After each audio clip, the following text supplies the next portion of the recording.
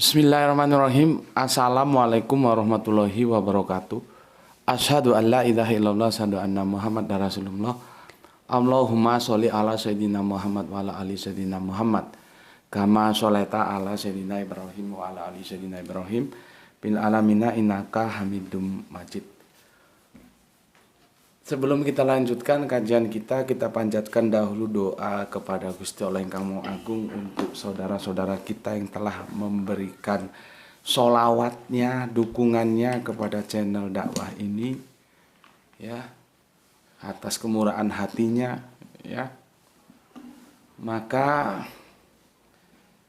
kita ucapkan terima kasih dengan memanjatkan doa kepada Gusti Allah Agung. Semoga, ya, sholawat itu menjadi catatan langit amal soleh bagi mereka dan keluarganya kelak, dan insya Allah Allah akan membalaskannya dengan balasan yang lebih baik lagi.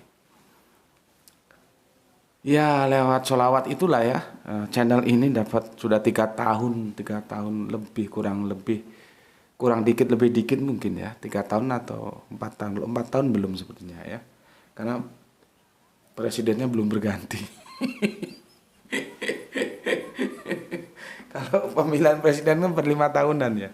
Oke. Jadi sekitar 3 atau 4 tahun lah ya. Masih eksis sekarang. Ya, masih eksis dengan setia hadir dalam ruang-ruang diskusi kalian semuanya dimanapun kalian berada. Itu karena adanya sholawat dari saudara-saudara kita yang telah bermurah hati ya. Begitu juga kita kan memang diperintahkan untuk bersolawat ya. Allah dan Rasulnya bersolawat kepada Kanjeng Nabi. Wahai orang-orang kita ini, Islam, mukmin ini, bersolawatlah kamu kepada Kanjeng Nabi dan berislamlah kamu seislam-islamnya. Jadi solawat itu apa? Kalau kajian kita sudah kita bahas beberapa waktu yang lalu, solawat itu mendukung, memberikan dukungan. Jadi Allah dan para malaikatnya mendukung perjuangan Kanjeng Nabi apa? Yaitu mendakwakan Islam ini. Wahai kita-kita ini yang mengaku Islam ini, yang mengaku mukmin ini, diperintahkan juga bersolawatlah, dukunglah nabimu itu, dan berislamlah kamu seislam-islamnya, alias Islam kapah gitu ya. Jadi itu sekedar sambil lalu mereview ya, karena banyak alhamdulillah banyak junior kita ya. Nanti jangan sampai bingung loh kok bersolawat. Iya, ya, solawat yang kita pahami beda dengan yang mainstream pahami. Bismillahirrahmanirrahim. Solawat bagi kita itu bukan sekedar bacaan yang menjadi mantra, tapi perbuatan ya. Apa? Mendukung ya, solawat itu mendukung. Berikutnya, untuk seluruh power terkasihku dimanapun kalian berada, di mancanegara maupun di dalam negeri, aku ucapkan terima kasih atas partisipasinya. Semoga selalu always dan tidak pernah never ya, untuk menjadi yang anti skip dan anti download. Bagi yang berkenan silakan saja di share, tapi linknya ya yang di share, jangan diunduh, dipotong-potong nggak karuan lalu diunggah ulang, jangan. Berikutnya juga untuk seluruhnya, aku nggak bisa sebut satu persatu yang telah mendoakan kebaikan atasku. Aku juga berdoa semoga kebaikan itu Gusti Allah curahkan juga untuk kalian semuanya. Kita sesama saudara muslim saling mendoakan, dan semoga doa-doa kita insya Allah menjadi bagian dari doa-doa yang diijabahi. Amin amin ya rabbal alamin. Kita sekarang masuk ke penghujung ya. Maka sekarang seri yang keempat. Aku belum bisa pastikan, tapi naga-naganya ini kita tamat ya, naga-naganya. Ini tamat ya. Tapi aku belum bisa pastikan, takutnya nanti meleset lagi. Ya. Ini kemarin sudah aku jelaskan sekedar mengkomparasi antara Lukas 14:26 dan At-Taubah 9:24. Artinya sejak dahulu kala ya, akidah itu nggak bisa dibikin abu-abu, harus jelas hitam atau putih, nggak pakai setengah-setengah ya. Begitu juga kalau kita memberikan sholawat kepada Kanjeng Nabi, itu harus tanpa reserve. Harus kita letakkan di atas segalanya yang kita miliki. Ya, bahkan kita boleh kehilangan segalanya demi untuk memberikan sholawat atau dukungan kepada Nabi. Ya, kalau zamannya Kanjeng Nabi Isa ya kepada Kanjeng Nabi Isa seperti yang ada pada Lukas 14:26. Kalau Kanjeng Nabi Muhammad ya Kanjeng Nabi Muhammad seperti yang ada di Quran surat 9 ayat yang ke-24 ya. Itu semua dalam rangka menarik garis demarkasi. Jelas ya. Kehilangan segalanya boleh, jangan sampai kehilangan Rasul. Kira-kira begitulah bahasa sastranya ya. Oke. Ini sudah ya. Maka akan kita lanjut ke berikutnya. Ini. Jadi sejak dulu itu begitu ya, jangan setengah-setengah. Kalau orang Sumatera bilang jangan suam-suam kuku. Ya. Iman ya iman, kafir ya kafir gitu loh. Ya. Jangan setengah-setengah. Aku mohon dipersori ya, ternyata tadi waktu mampir ngombe kajian di duha tadi itu ndak bisa ngunggah 2 karena itu tadi setelah kita hitung-hitung waktunya ndak cukup. Kameramen kita Grahito harus segera menuju sekolahnya ya, masuk sekolah. Jadi mohon dimaafkan ya, mungkin ada peor yang nunggu-nunggu ya. Ya itulah kesalahan teknik yang kita tidak bisa atasi. Kesalahannya di mana? Memperhitungkan waktunya nggak tepat. Aku kira tadi masih ada waktu untuk shooting 2 kali, ternyata enggak. Ya sudahlah ya. Insya Allah besok pagi. Oke. Sebelum ke sana, aku baca dulu komen yang masuk dari kalian ya, supaya tidak menumpuk. Sebagai bentuk penghormatanku, apresiasiku kepada kalian semuanya. Oke, pertama untuk jagoan kita dari Kemayoran, Kang Muhammad Bintang Ramadan. Assalamualaikum Gus, Kemayoran selalu hadir. Waalaikumsalam. Terima kasih Gus atas perhatiannya Gus. Bila nanti saya punya rezeki ya, lebih ingin mengajak Gus Mbeti ke Jakarta dan mampir ke tempat usaha saya ya. Kebetulan saya buka usaha makanan di daerah Matraman. Oh, mungkin kuliner gitu ya. Muhammad Bintang Ramadan tahu kalau aku tanya kenapa daerahmu yang kamu mau buka usaha itu disebut Matraman. Ayo coba tanya sama orang-orang sekitarmu ya, tanya sama orang-orang tua sana. Kalau almarhum semoga Allah merahmati tidur panjangnya, Babe Ridwan Saidi insya Allah dia tahu, dia kan budayawan. Kenapa disebut Matraman? Nanti kalau kamu tanya-tanya nggak ada yang tahu, tanya ke aku, nanti aku kasih tahu supaya kamu tahu kenapa daerah itu disebut Matraman. Itu sudah terjadi pergeseran pengucapan antara lidah Jawa bergeser dalam lidah Betawi menjadi Matraman, gitu ya. Oke, itu hanya sekedar intermezzo ya. Nanti kamu tanya, kalau nggak ada yang bisa memberikan penjelasan sama kamu, tanya sama Gus Beti. Berikutnya, sambil mengajak Gus Beti ke makam ibu saya di Tanah Kusir dan berbincang dengan bapak saya. Oh, berarti bapak masih ada ya? Dengan bapak saya yang kebetulan juga masih Katolik Gus. Ya. Sebetulnya saya masih punya kakek, paman, adik, dan sepupu yang masih keras kepala tetap menjadi Muslim Syiah.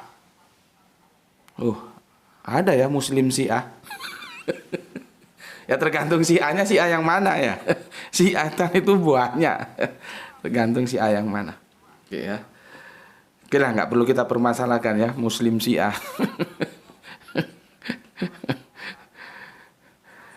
Dan saya tidak bisa memaksa mereka juga. Ya enggak usah dipaksa, enggak usah ya. Enggak usah dipaksa ya. Itu Mungkin ucapan yang ingin saya sampaikan, semoga selalu sehat dan membimbing saya, wahai guru. Assalamualaikum. Waalaikumsalam. Insya Allah ya. Dan aku juga terima kasih. Salah satu yang aku suka dari Muhammad Bintang Ramadan, I like Muhammad Bintang Ramadan, yang salah satu karakter yang aku suka, dia itu seperti aku, bicara itu blak-blakan ya. Apa adanya dia katakan, nggak ada tendeng aling-aling. Itu salah satunya dari sekian ada yang aku suka lainnya. Salah satunya dia bicara blak-blakan. Aku mulai baca itu sejak komen ketiga lah ya. Ini anak modelnya blak-blakan gitu ya. Dan itu asik. Kalau gue sih asik ya. Kan ya mungkin karena aku juga begitu, jadi merasa asik. Blak-blakan saja. Nah, sampai dia bilang bahwa bapaknya masih Syiah ya. Terus bapaknya masih Katolik ya, terus kakeknya, paman, adik, sepupu yang masih keras kepala tetap menjadi Syiah meskipun dia tambahi Muslim Syiah gitu. Oke ya. Itu kan rahasia yang tidak menjadi sesuatu yang harus dianggap rahasia ya, disampaikan apa dan itu ya bagus, karena aku juga suka belak-belakan gitu ya. Gini Muhammad Bintang Ramadan, intinya aku berdoa untukmu, semoga Allah membukakan kemudahanmu berusaha ya, yang katanya mau kamu buka bisnis apa ini, makanan di daerah Matraman ya. Semoga Allah meridhoi, to be rise, jadilah orang kaya ya, semaksimal mungkin. Jadi kita itu sebetulnya dipacu untuk menjadi orang kaya. Kalau orang kaya itu kan enak ya, mau sodako itu ya pakai duit. Mau mendukung channel ini ya lewat infak dakwah itu ya pakai duit, nggak pakai daun. Mau nolong orang ketika tetangga kita sakit ya pakai duit. Semua itu pakai duit, nggak ada yang gratis. Maka kalau kita kaya, jadi makanya aku berpikir radikal begini. Kalau ada orang kaya terus masuk neraka, itu saking gobloknya orang. Orang diberi kelimpahan rezeki kok nggak memanfaatkan rezekinya untuk diinfakkan di jalan Allah, kan goblok gitu. Kalau ada orang miskin masuk neraka, ya semoga Allah mengampuninya. Karena apa? Miskin itu kadang-kadang orang nekat gitu ya. Kadang-kadang orang nekat. Ada sebetulnya orang tidak melakukan sesuatu yang melanggar hukum, cuman karena ya kemiskinan itu ya. Kemiskinan itu yang membuat dia memaksa ya. Tapi sebetulnya kalau dia tetap taat terhadap aturan agama pun, sebagaimana kuatnya gigitan kemiskinan itu, dia akan tetap teguh dalam aturan agama. Cuman kan yang itu kan yang ideal. Sementara yang ideal kan juga enggak sebanyak yang tidak ideal. Karena Allah sudah menggariskan bahwa Allah tidak akan memberikan ujian melebihi dari apa yang sanggup untuk kita tanggung, kan begitu. Ya, cuman kan yang ideal itu ya ada sih, cuman terhitung lah ya. Kebanyakan nggak ideal gitu. Makanya aku bilang ini pemikiran liarku ya. Kita itu memang semuanya harus berusaha. Perkara nanti tidak berhasil itu urusan 12, tapi berusaha untuk kaya. Karena kalau kaya kita bisa banyak bicara. Kalau sudah kere melarat banyak bicara, siapa orang mau anggap? Ya, seperti aku bilang tadi. Bisa bersolawat untuk dakwah seperti ini, itu pakai duit, nggak pakai daun.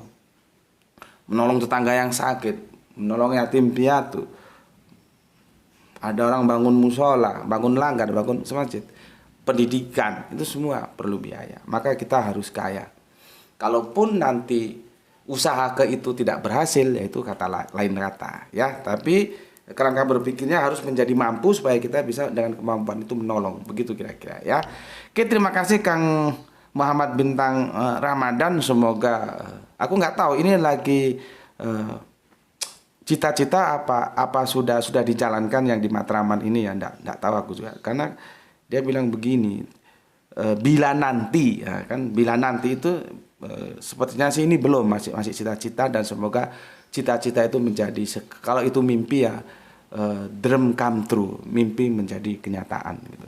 Tuh lampunya masih nampak kok, semakin gelap. Ini mendung temanku ya. Oke, itu Kang Muhammad Bintang Ramadan. Berikutnya Bu Ne. Assalamualaikum, waalaikumsalam Bu Ne, warahmatullahi wabarakatuh.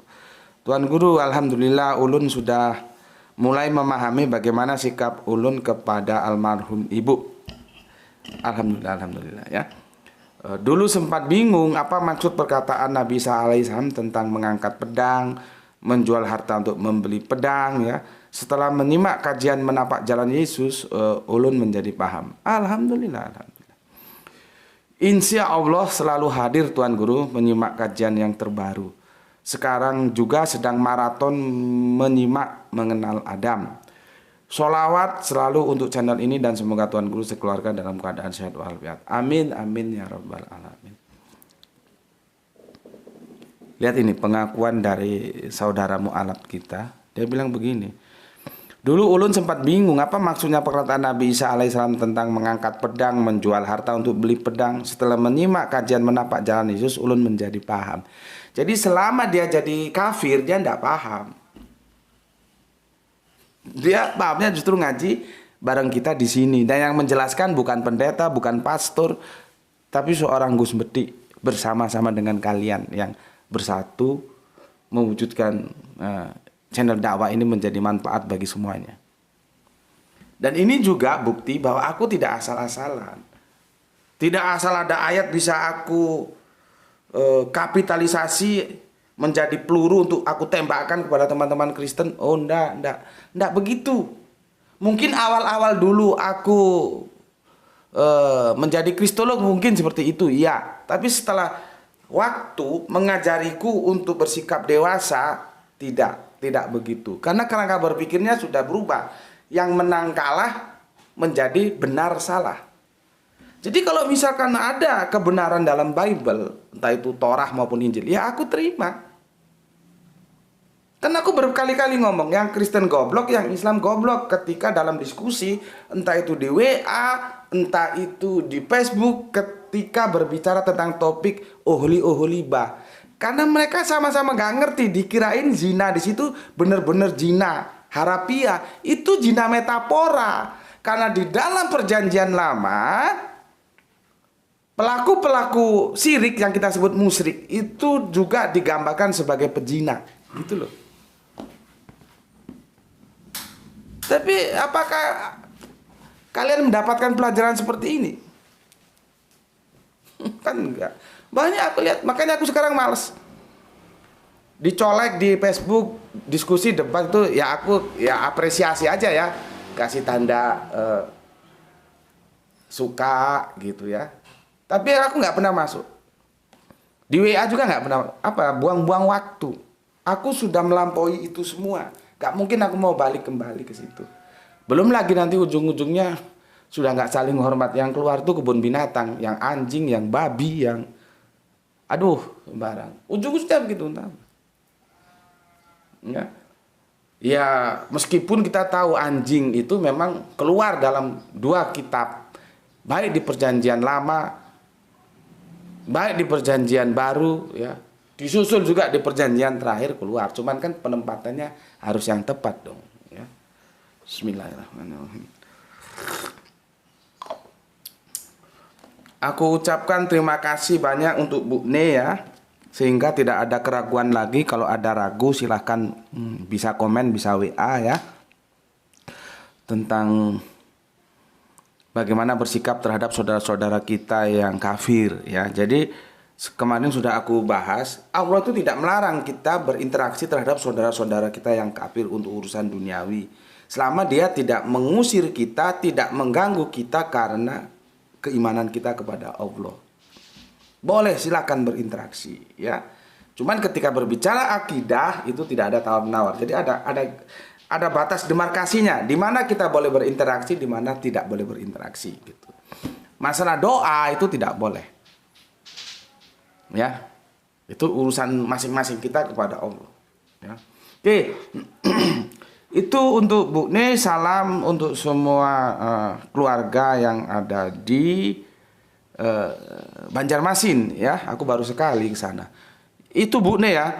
Dari aku dulu ya, itu juga waktu aku diminta untuk ke Banjarmasin oleh Bapak yang pernah aku ceritakan ya, pejabat tinggi di pemerintahan sepertinya itu di pengadilan atau apa, jaksa atau apa gitu. Ketika anaknya hampir-hampir ya, tapi alhamdulillah akhirnya nggak jadi murtad itu. Jadi dibeliin tiket, aku berangkat ke Banjarmasin. Aku kira Banjarbaru, Banjarmasin itu dekat, ternyata cukup jauh dan geografisnya itu datar. Jadi kalau kita goes naik sepeda itu nggak capek. Kalau di sini pegunungan gitu ya. Oke, Bu, nih maybe sometime kita bisa ketemu ya. Kalau aku ada acara lagi ke Banjarmasin, kita bisa makan soto Banjar bareng-bareng. Jangan takut Bu De, nanti aku yang traktir ya. Dengan catatan kalau Gus Betik punya duit. Oke Bu Ne, semoga kerasan di sini nggih ya. Guyon-guyon Bu Ne, jangan selalu diambil serius ya. Oke, kemudian Kang Irfan Al-Akbar semakin terkuak tidak diperbolehkan mendoakan ortu yang masih kafir. Ya. Tetap sabar saudaraku bintang Ramadan, jalani hidup dengan sebaik-baiknya. Setidaknya walaupun tanpa mendoakan dengan kebaikan hatimu, kelurusan akidahmu dan prestasi amal ibadahmu dan amal perbuatan baikmu, maka semoga hal itu dijadikan catatan langit bahwa almarhumah ibumu telah memiliki anak yang soleh sehingga bisa meringankan dosa-dosa ibunda di akhirat nanti. Amin, amin ya rabbal alamin. Ya, tepat sekali apa yang dikatakan oleh Kang Irfan Al-Akbar itu ya. Sebetulnya sih bukan hanya kepada teman-teman yang berkasus seperti apa yang dialami saudara kita Muhammad Bintang Ramadan ya. Ya kepada kita semua juga begitu. Kalau orang tua kita sudah almarhumah itu, berusahalah kita hidup soleh, menjadi anak soleh, karena nanti itu imbasnya ke orang tua kita. Yang disebut amal jariah yang besok insya Allah sebetulnya tadi seharusnya, tapi karena kameramen kita keburu masuk sekolah ya, akan aku jelaskan ya. Kalau tadi kan di mampir ngombe pagi tadi ya, di duha tadi kan aku trigger dengan bisa nggak seperti yang dilakukan oleh Gus Sumadi itu, dia sodako tapi itu untuk ibunya yang sudah meninggal. Nah, insya Allah besok akan kita kupas tuntas, okay? Oke, terima kasih Kang Irfan Al-Akbar. Semoga teman-teman lain juga memberikan support untuk saudara kita Muhammad Bintang Ramadan ya, agar eksis di dalam Islam ini ya. Oke, terima kasih. Berikutnya untuk, wah ini bapak kita ini, Bapak Budi Siswanto Kali Songo, nyimak Gus. Semoga panjenengan selalu dapat kemudahan dari Gusti Allah yang Maha Agung. Amin. Amin ya robbal alamin. Mantap kali ini Pak Budi Siswanto ini ya. Menapaki hari-hari tua dengan indah. Ya. Terima kasih Pak Budi nggih. Semoga selalu dalam ridho Gusti Allah yang Maha Agung. Salam Isra untuk semuanya, Islam rasional. Berikutnya Kang Mas Nurkolis, ini yang punya Brebes ini. Hadir ngaji, salam sehat selalu, salam Islam rasional Guru. Oke, salam Isra juga untukmu. Kita lanjutkan ke penghobi Borneo Kalimantan. Ini kemana aja kamu ini? Lagi sibuk ya? Lagi ada bisnis mungkin? Ya kalau ada bisnis semoga sukses lah ya, menjadi rezeki yang barokah. Assalamualaikum. Waalaikumsalam. Samarinda nyimak untuk Mas Bintang, semoga selalu tegar menghadapi kenyataan. Disinilah iman kau diuji menjadi totalitas dan tidak fasik. Saya doakan engkau lulus atas itu. Amin, amin ya rabbal alamin. Terima kasih untuk penghuni Borneo ya, yang telah turut mendoakan saudara kita, semoga eksis dalam Islam.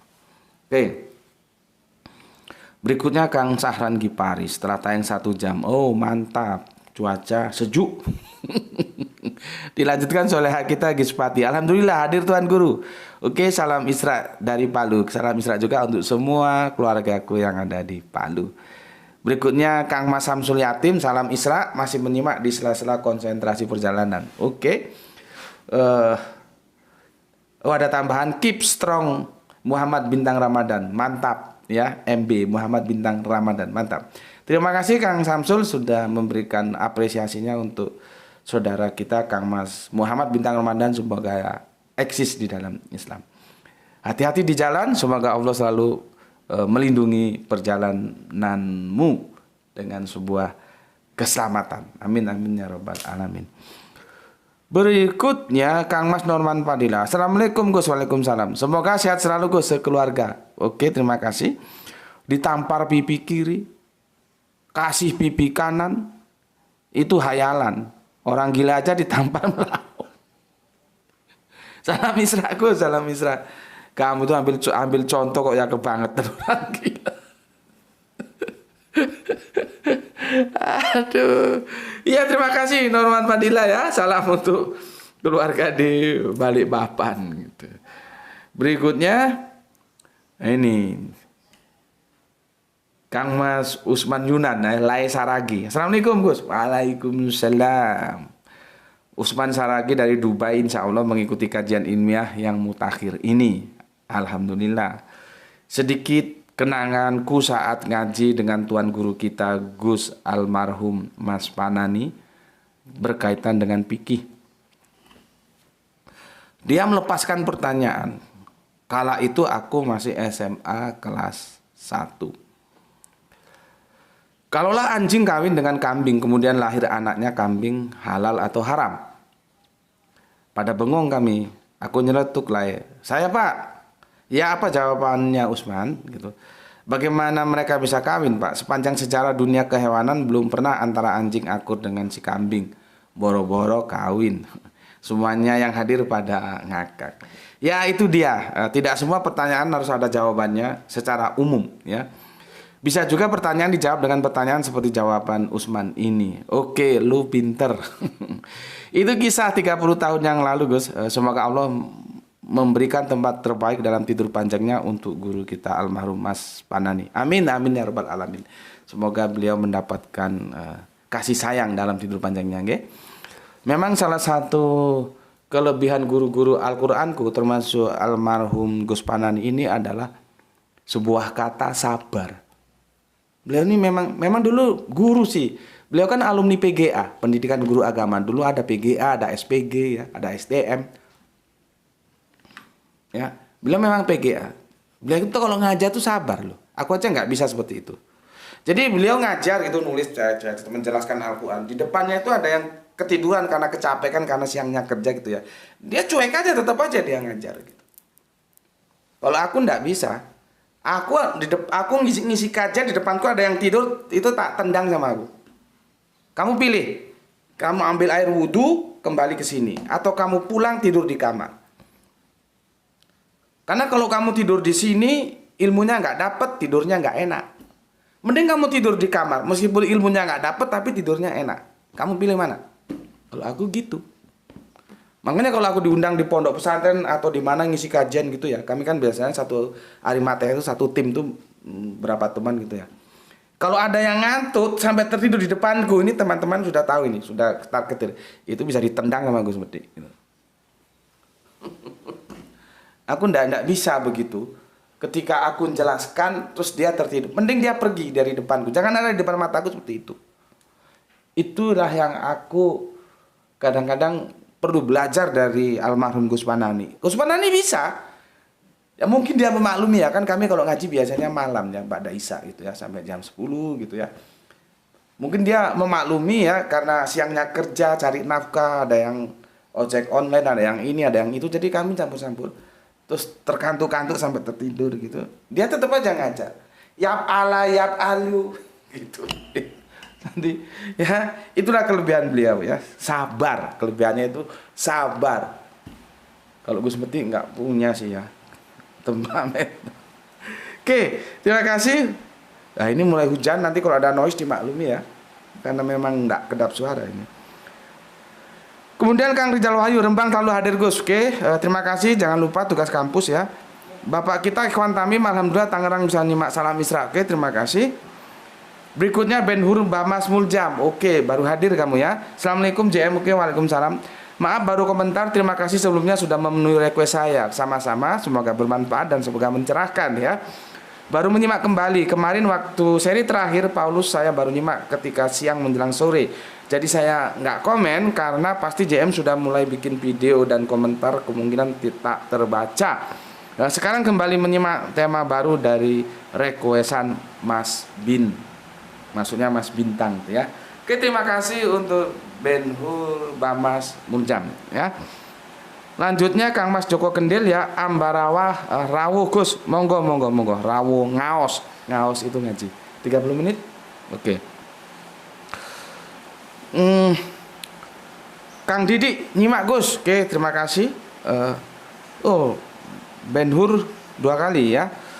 Ada sebuah hadis yang menceritakan di hari kiamat Nabi Ibrahim memohon agar Allah tak menghinakan dirinya dengan membuat ayahnya jauh dalam kurung masuk dalam neraka sedangkan beliaunya di surga ya. Lalu Allah mendatangkan ayah Nabi Ibrahim dalam wujud apa ini? Hyena ya. Hyena yang busuk. Hyena itu anjing ya. Hyena yang busuk dan menjijikkan sehingga beliau berpaling dari ayahnya. Dari hadis tersebut saya mengambil kesimpulan bahwa kelak di hari kiamat bisa saja Allah mempertemukan kita dengan orang yang kita sayangi namun mati di atas kekafiran dengan wujud yang kita benci, sehingga hilang rasa iba dalam hati kepada orang yang dikasihi namun mati dalam keadaan kafir ya. Saya menyampaikan hadis sebagai tambahan ilmu buat semuanya. Masalah GM mau menyikapi hadis itu seperti apa terserah GM saja. Tapi saya sendiri menerima hadis ini, terima kasih. Hadis itu ya begitu ya. Dia relatif, tidak absolut seperti Al-Quran. Al-Quran itu tidak ada posisi tawar kecuali menerima. Kalau hadis itu bisa ada yang menerima, bisa ada yang menolak, tidak ada masalah ya, monggo-monggo saja. Dan aku sepertinya menolak hadis ini ya. Karena nuansanya nuansa dongeng ya, jadi aku tolak. Tapi bagi yang menerima monggo, tidak ada masalah ya. Kita yang rasional-rasional aja ya. Oke. Aku kira sudah ya, sudah aku bacakan semua. Sudah setengah jam tuh. Kamu nggak kemana-mana kan? Kita rekaman 2 kali bisa. Karena ini kalau bapak bikin satu video kepanjangan dia, nanti kasihan mas-mas lihatnya kepanjangan. Lah ya kan ini nanti habis asar kita syuting lagi gitu. Oke mas, ini sepertinya nggak bisa ya. Nanti ulasannya di seri yang kelima. Seperti aku bilang tadi, tamatnya nanti di seri kelima. Oke, tapi sebelum aku tutup, gini dulu. Ini supaya bisa dipahami oleh saudaraku yang semoga dimuliakan oleh Gusti oleh Kang Agung, yaitu Muhammad Bintang Ramadan. Sebetulnya ini sudah pernah kita bahas karena ini menjadi perdebatan sengit di antara ustadz-ustadz yang nggak tahu aku. Nanti kalau tak bilang goblok ya dia marah, nggak tak bilang goblok ya kok nemen gitu loh. Orang sekolahnya itu sudah sampai mancanegara kok kerangka berpikirnya begitu. Makanya aku bilang nggak ada jaminan orang sekolah di mancanegara itu terus cerdas, terus bijak, terus paham tuh, nggak ada jaminan gitu loh. Ya, dulu kan ada hadis ini, terus menjadi polemik. Terus aku sama teman diminta untuk membahasnya, di request sama teman atas polemik yang terjadi, gitu ya. Ini sebetulnya pernah kita bahas ya beberapa tahun yang lalu. Ini mereview saja dan ini karena sangat tepat aku sajikan kepada saudara kita Kang Mas Muhammad Bintang Ramadan ya. Kalau teman-teman yang lain untuk mereview aku kira juga nggak ada salahnya. Ada sahabat datang kepada Kanjeng Nabi. Sahabat bertanya, wahai Rasulullah, ayahku yang sudah meninggal itu sekarang posisinya di mana? Maksudnya itu di surga atau di neraka? Ini nanti hadisnya kamu cari ya, atau kamu setel videonya, ada apa tuh ya judulnya itu? Bisa kamu cari. Bapaknya atau ibu yang katanya bapaknya Kanjeng Nabi masuk neraka, kira-kira gitu judulnya. Itu sudah lama sih ya. Gitu ya. Dijawab sama Kanjeng Nabi, bapakmu di neraka. Ini kamu bisa cari hadisnya tuh ya. Ini populer kok cerita ini. Bapakmu di neraka. Diksi bapakmu itulah ya, ini aku sedikit lain ya, sedikit masuk ke polemiknya dulu ya sebelum nanti ke intinya. Bapakmu itulah, diksi bapakmu itulah kemudian menjadi polemik di antara ustadz-ustadz yang aku bilang tadi itu kebangetan itu ya. Terus bilang bahwa bapaknya Nabi Muhammad ada di neraka gitu. Padahal kata bapak itu belum tentu bapak yang genetika. Paman juga bisa disebut bapak. Ketemu tuh. Gimana? Nah, gitu kamu pinter. Oh, nek pinter tak omong pinter, nek goblok tak omong goblok kan. Iki seri piro iki? Gak seri. Ini kata siapa ayah Nabi Muhammad ada di neraka? Ini ya. Bisa ditonton nanti untuk semuanya ya yang belum nonton ini. Ya. Tapi iklannya jangan di-skip. Ya. Oke, aku lanjutkan. Kata bapak itu belum tentu merujuk kepada bapak genetika yaitu Pak Abdullah. Bisa juga ke paman yaitu Abu Tholib. Tapi kan logika kita bekerja. Bagaimana bisa itu dinisbahkan kepada Bapak Abdullah sehingga polemiknya menyebar bapaknya Kanjeng Nabi Muhammad ada di neraka. Sedangkan Islamnya saja baru 40 tahun kemudian. Itu kalau dihitung dari kelahiran Nabi. Sedangkan Bapak Abdullah itu wafat sebelum Nabi lahir. Karena tidak mungkin kalau bapaknya. Gitu ya. Begitu juga sebetulnya nanti tentang Kanjeng Nabi Ibrahim itu juga perdebatan itu. Tapi itu relatif lebih soft daripada tentang hadis yang ini, bapaknya Kanjeng Nabi Muhammad ini. Ya. Itu juga tadi perdebatan itu apakah ada tafsir, apakah pamannya, apakah itu memang bapaknya yang sesungguhnya yang dimaksud oleh Kanjeng Nabi Ibrahim. Itu juga nanti perdebatan, ya. Oke. Itu kita lalui ya, kita lalui. Terus begini, begitu mendengar jawaban dari Rasulullah maksudnya ya, sahabat ini jalan meninggalkan Rasulullah dalam kondisi susah karena dia sangat-sangat mencintai bapaknya. Ya siapa anak nggak mencintai bapaknya? Ditanya, ya Rasulullah, bapakku sekarang ada di mana? Dijawab di neraka. Susah. Terus dia berjalan gitu.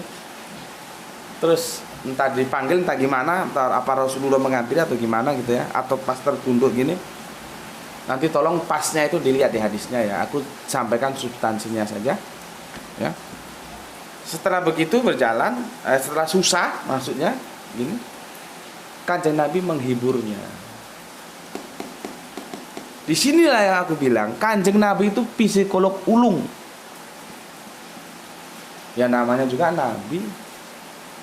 Padahal saat itu belum ada fakultas psikologis, itu belum ada, kampusnya belum ada. Kanjeng Nabi itu psikolog ulung. Bisa membaca body language orang per orang. Oh kalau ini harus begini, kalau ini harus begini. Makanya kalau ada sahabat tanya, saya ini apa yang harus saya lakukan ya Rasulullah supaya saya lebih baik lagi sebagai orang Islam, ngapain? Pertanyaannya sama, jawabannya beda-beda Kanjeng Nabi itu nanti menurut keadaan si penanya. Kalau si penanya sholatnya males, bolong-bolong, jaga sholatmu. Kalau dia orang kaya tapi buntut gangsiran kata orang, pelitnya 10 setan, tapi dia kaya, maka Kanjeng Nabi bilang banyak sodako. Kalau ada orang nggak sayang sama orang tuanya, jaga ibu bapakmu. Macam-macam jawaban Kanjeng Nabi. Pertanyaannya sama. Karena apa? Behind screen yang bertanya itu beda-beda. Itu salah satu contoh betapa hebatnya Kanjeng Nabi.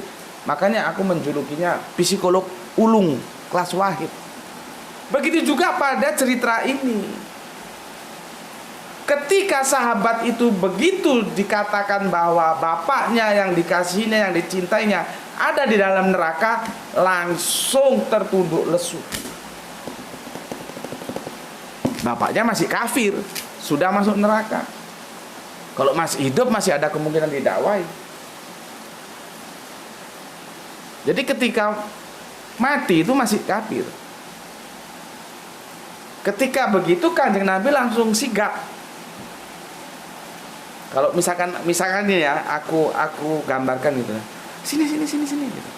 Bapakmu, bapakku sama-sama di neraka. Coba. Ini brilian, ini menghibur yang brilian. Sehingga merasa sepenanggungan, senasib. Bahwa kamu juga punya nasib yang sama dengan aku. Orang tua kita yang kita cintai sepenuh hati sama-sama di neraka. Ini namanya menghibur kelas wahid, tangguh, ulung, bijak, tepat. Bukan seperti kemarin yang aku marahi. Nggak ada itu ceritanya orang kita itu mendoakan orang tua. Meskipun orang tua kalau kafir nggak bisa didoakan.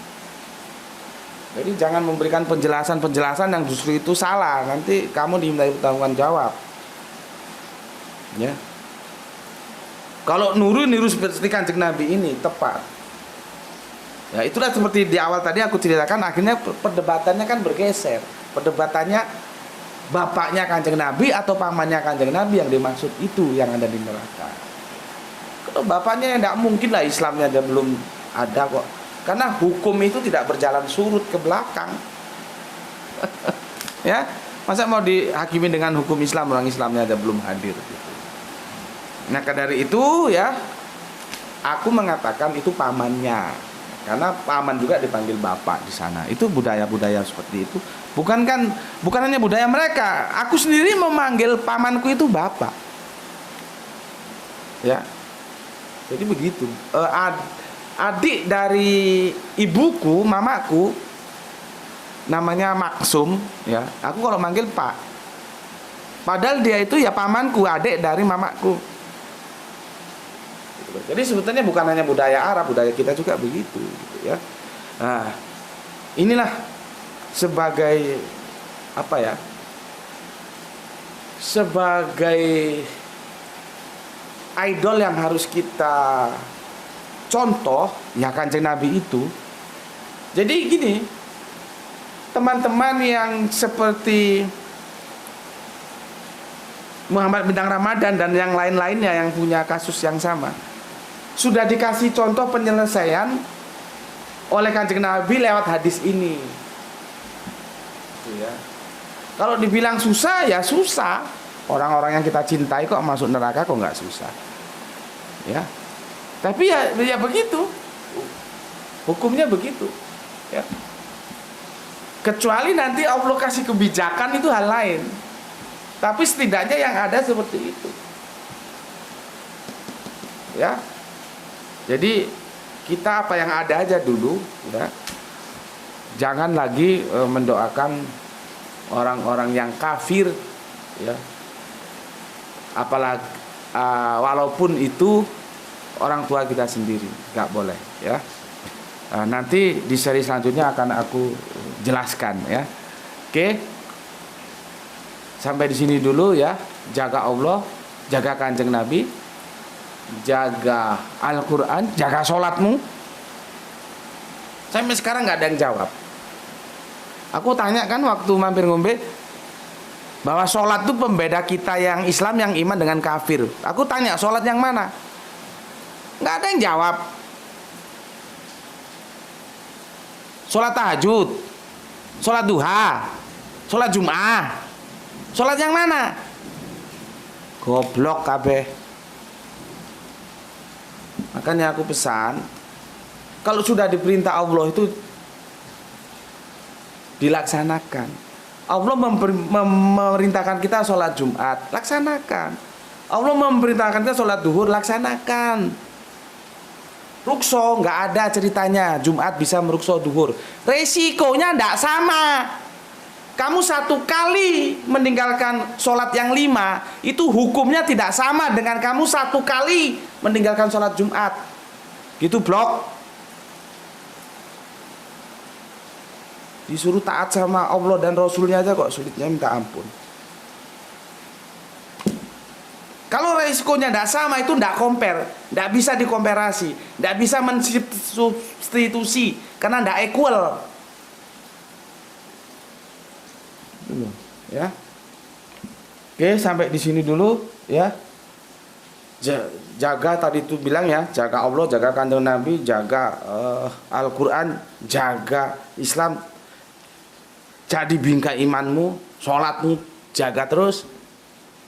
Tapi jangan lupa tetap memberi hormat kepada saudara kita yang memilih jalan lain. Mereka adalah saudara kita. Kalau ada yang perlu dibicarakan, bicarakan dalam meja diskusi ya, dengan hormat. Jangan saling mencela, jangan, tidak baik ya, nggak ada gunanya, bikin malu aja. Itu anak-anak boleh, kalau sudah belajar dewasa ya bersikaplah dewasa, diskusi yang baik ya. Oke, berikutnya semoga kita mendapatkan keberuntungan, jaga berupa rezeki yang barokah ya. Ya nggak tahulah ya, rezeki yang tidak disangka-sangka. Siapa tahu nanti malam tidur bangun-bangun sudah punya rumah. Ya siapa tahu, namanya juga rezeki tidak disangka-sangka. Kan boleh saja aku ngomong gitu ya. Nanti malam berangkat tidur, pagi-pagi lo udah punya rumah. Siapa tahu gitu ya. Ya rezeki yang barokah ya. Keberuntungan lainnya adalah keberuntungan kesehatan yang prima sehingga kita bisa melanjutkan kajian ini. Itulah keberuntungan yang semoga kita dapatkan ya. Oke, semoga aku dan kamu mendapatkan keberuntungan yang karunia dari Gusti Allah yang Maha Agung. Oke ya. Bismillahirrahmanirrahim. Alhamdulillahirabbil alamin.